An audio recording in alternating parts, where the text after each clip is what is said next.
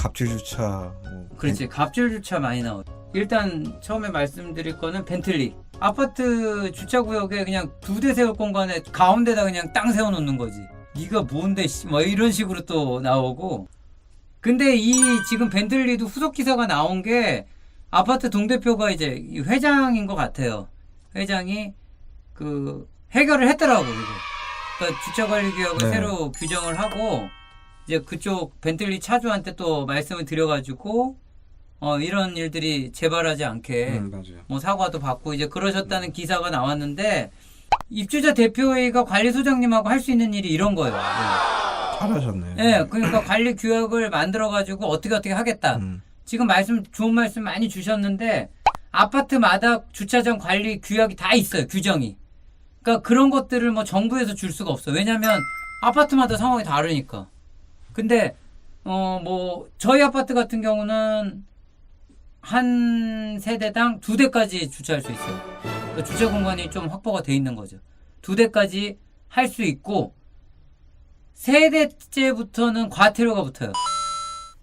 네, 과- 돈 내면 주차할 수 있는 뭐 그런 예, 거죠. 플러스 알파료가 붙고 4대가 있을 수도 있잖아요. 5만 원, 10만 원. 10만 원, 20만 원 막 계속 복봉리로 붙어요. 그러니까 그게 왜 그러냐면 주차장이 그렇게 되면은 그렇죠. 남이 못 되니까. 남이 못 되게 되잖아요. 그리고 어차피 공간을 좀 만들어 놔야 된단 말이에요, 주차장에. 그리고 뭐 한 세대에 뭐 왜 우리는 4대 있어, 5대 있어. 그런 세대가 몇 세대가 있는데 그 세대를 위해서 아파트 전체가 돌아갈 수는 없는 거잖아요. 그러니까 기본적으로는 한 세대에 2대까지 이제 보장을 해주는 걸 기본으로는 하고 있고. 너무 좋다. 그지?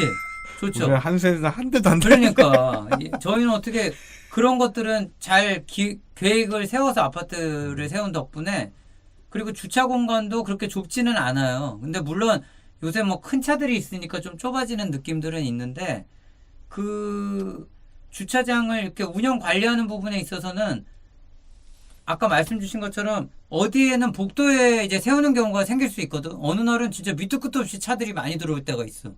그러면 복도에 차를 세우는데 거기에는 그 통행에 방해가 되니까 그 세웠단 말이에요. 주차 금지 기둥을 세워놓으면 여지없이 치우고 거기서 세워. 그냥 싹 치워 아주 가볍게.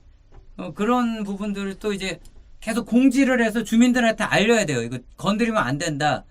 그 공간은 건들지 말아라고 하는 거를 계속 공지를 해줘야 되고, 뭐 아까 말씀 주셨지만 스티커를 붙이는 의미도 그냥 어찌 보면 여기 세우면 우리가 계속 보고 있다라는 그런 차원에서 스티커를 붙이고 있고, 일단은 세대당에서 플러스 알파로 돈을 더 내는 데가 있을 거고, 또 이 아파트는 하는지 모르겠는데 이제 세차도 해요. 세차 서비스 외부에서.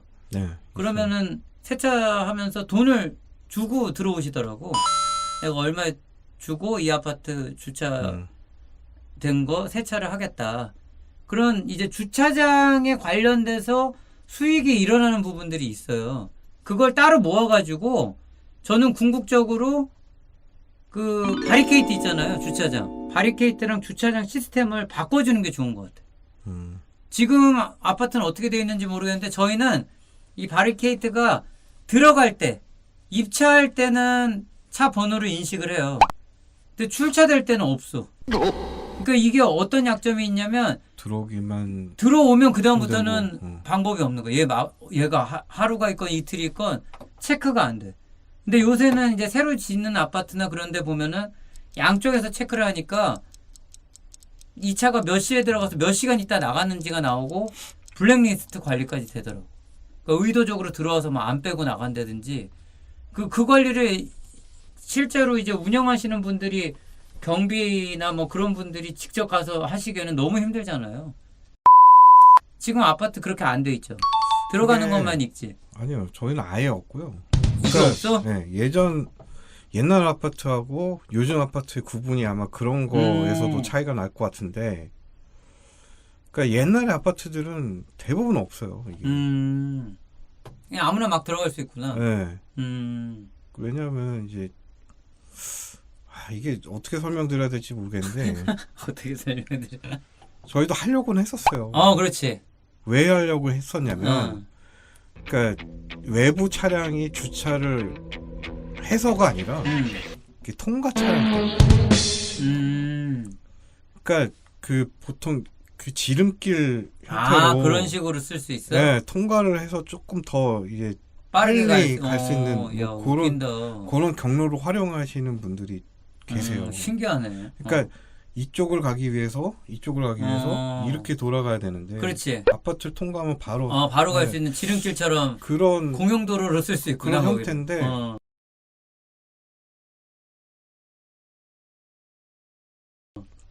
근데 되게 구조가 웃긴 게 저희 아파트하고 여기 또 이웃 아파트가 있어요. 저희도 여길 통과해서 여길 가야 돼. 갈 일이 있어. 난 뭔지 알 것 같아요. 그거. 우리가 막으면 얘네도 막을 거야. 어. 그래서 서로 좋은 게 좋은 거라고 하지 말자. 그래서 그렇지. 무상이 됐던 경우가 있고 그리고 또 그거 관리하고 하는데 또 뭐 이렇게 그렇게까지 해야 되냐. 아니, 예. 그게 외부에서 차량이 많이 안 들어오면 솔직히 지금 상태에서는 그쵸, 뭐 주변에 뭐 합의점을 찾을 수 있지. 뭐 이렇게 뭐 유흥가가 있는 것도 그러니까. 아니고. 뭐.